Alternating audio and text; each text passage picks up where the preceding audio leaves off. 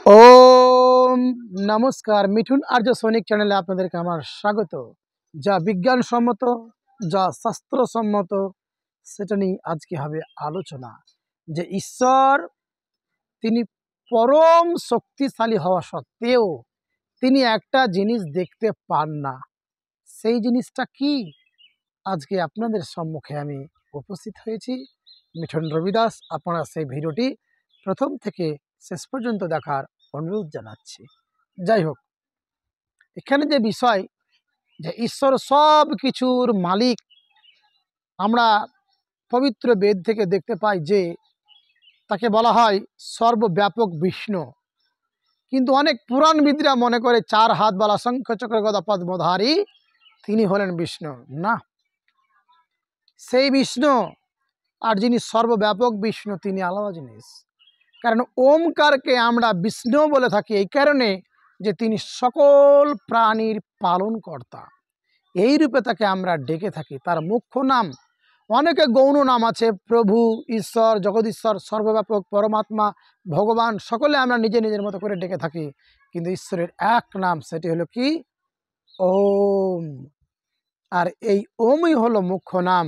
সেটি পবিত্র যজুর্বেদের আমরা 40 নম্বর অধ্যায়ের 15 নম্বর শ্লোকে উল্লেখ করে দিয়েছি এবং পবিত্র শ্রীমদ্ ভগবদ গীতার 8 নম্বর অধ্যায় 12 থেকে 13 নম্বর শ্লোকে উল্লেখ করেছি।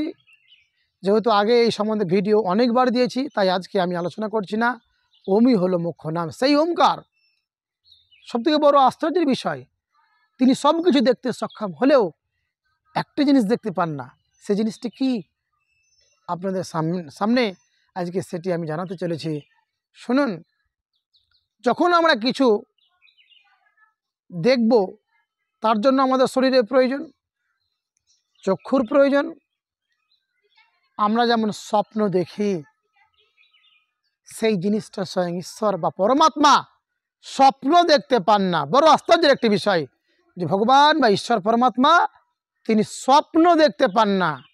কারণ দেখুন, স্বপ্ন দেখতে পেলে বা স্বপ্ন দেখতে গেলে আমাদেরকে যেমন ঘুমাতে হয়, শরীরটাকে রেস্ট নিতে হয় বা বিশ্রাম করতে হয়, তবেই তো আমরা স্বপ্ন দেখতে পাবো। কিন্তু সেই পরমেশ্বর পরমাত্মা তিনি কখনো ঘুমানো না। কারণ তিনি ঘুমাবে তবেই তো তিনি স্বপ্ন দর্শন করবেন। বড় আশ্চর্যের এই বিষয় যে স্বয়ং সর্বশক্তিমান তিনি কখনো ঘুমান না। কিন্তু পুরাণ যদি আমি দেখতে যাই, বিষ্ণু পুরাণ বা আরও অন্যান্য পুরাণগুলো যদি দেখতে যাই, গরুর পুরাণ সহ আরও অনেক পুরাণ যদি দেখতে যাই, তাহলে বড় আশ্চর্যের একটি বিষয় পাবো। কি জানেন? যে ভগবান বিষ্ণু শয়ন একাদশী শয়ন করেছে, তারপরে কক্ষ একাদশী তিনি কট ফিরেছেন। মানে এইরকম উদ্ভট গল্প।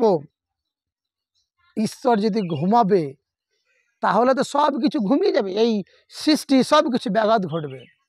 কারণ গীতাতে বলেছেন যে যেখানে ঈশ্বর দৃষ্টি নিক্ষেপ করে সেইখানে সব কিছুই উৎপন্ন হয়। কারণ আমরা সেই ঈশ্বরকে একটা মানুষের সঙ্গে তুলনা করেছি যে তিনি ঘুমান, তিনি আরাম নেন, তিনি রেস্ট নেন। কারণ পরমাত্মা পরম ঐশ্বর্যশালী, তিনি কখনো ঘুমানো না। কারণ তিনি এক এবং অদ্বিতীয়। তিনি আমাদের মতো সাধারণ প্রাণী অর্থাৎ দেহধারী কোনো প্রাণী নয় যে তাকে ঘুমাতে হবে। আর যিনি ঘুমান তিনি স্বপ্ন দর্শন করেন। আমার ভগবান পরমেশ্বর পরমাত্মা তিনি ঘুমান না, কারণ তিনি ঘুমালে তবেই তো স্বপ্ন দেখবেন। যাই হোক বন্ধুরা, এই ভিডিওটি দেখার পর যদি আপনাদের ভালো লেগে থাকে লাইক শেয়ার কমেন্ট করবেন। আর একটি বিষয়,